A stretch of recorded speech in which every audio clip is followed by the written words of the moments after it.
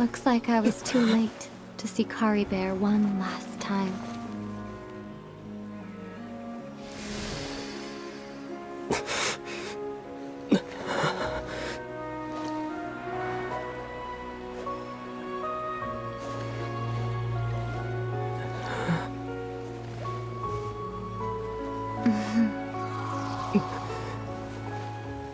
Khaenri'ah's consciousness is gone, and this space will soon disappear along with it.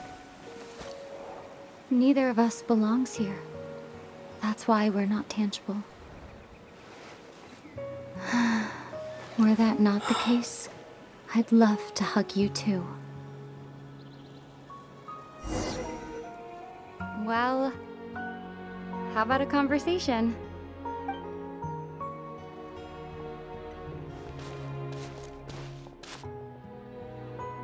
The chance to just stop and talk like this is certainly not easy to come by. Wouldn't you agree? That battle earlier was tough. The one against Dane, I mean. I didn't expect that after everything, he would still hesitate to raise his sword against me. Were it not for that, perhaps I'd still be no match for the Twilight Sword. Even after 500 years. The Loom of Fate, huh? I still haven't found a way to utilize it to its full potential. But there's still time before the heavenly principles awaken.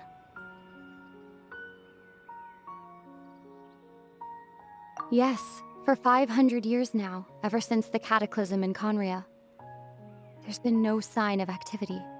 Not long ago, you witnessed the Hydro Archon destroy her divine throne. Yes? Such a flagrant disregard for the rules, and still Celestia took no action. I suppose that's proof enough of the Heavenly Principles situation. However, the Heavenly Principles will awaken. We just don't know when that will be, or what might trigger it. You could say that.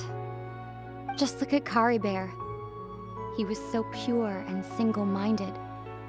The space we now find ourselves is a perfect representation of who he was. Quiet and peaceful. Even as a hilly churl, seeing the terrible sight within the mirror wasn't enough to taint his spirit. He brought comfort to the people of this world, even though he was denied the very right to be a part of it. So ask yourself this. Who was it that deprived him of that right to exist? Of course, that's only one example. My feelings about the heavenly principles are too complicated to explain in just a few words.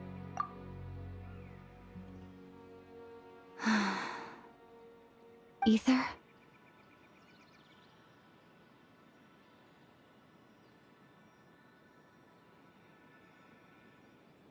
You're the only one in this world who calls me that.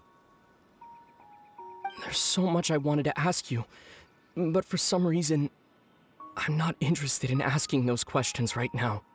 There's just one thing I have to ask. One thing I could never understand. Why? Why can't we continue our journey together?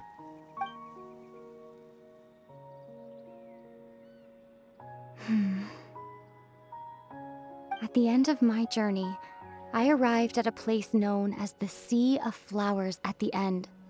Do you remember? A long time ago, when we traveled between worlds together, you told me you wanted to find a place in the universe where that one flower was in full bloom. To have a place like that suddenly appear before me. Well, would you think of that as a coincidence? You mean... I miss you too, Aether. But as this war continues to rage, and as I continue to seek that final answer, I don't even know how to face myself sometimes, let alone my own brother.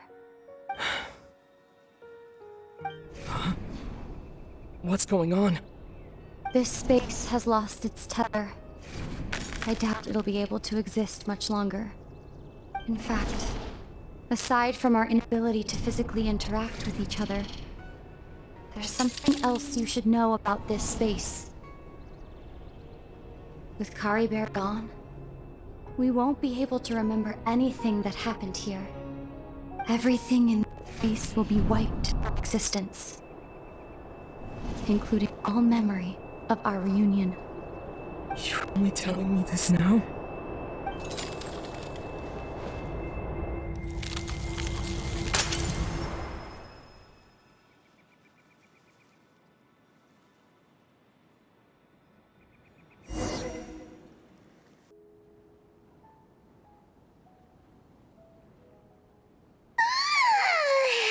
Still so sleepy. Paimon's head feels all fuzzy. Oh, Paimon woke up a little earlier than you, so Paimon will fill you in. The villagers said that they saw us sleeping near the village yesterday. They couldn't wake us up no matter how hard they tried, so they decided to just bring us back here. Oh, and Dane came by just now. It looked like he was injured. He didn't say anything, though. Just made sure that you were all right and left.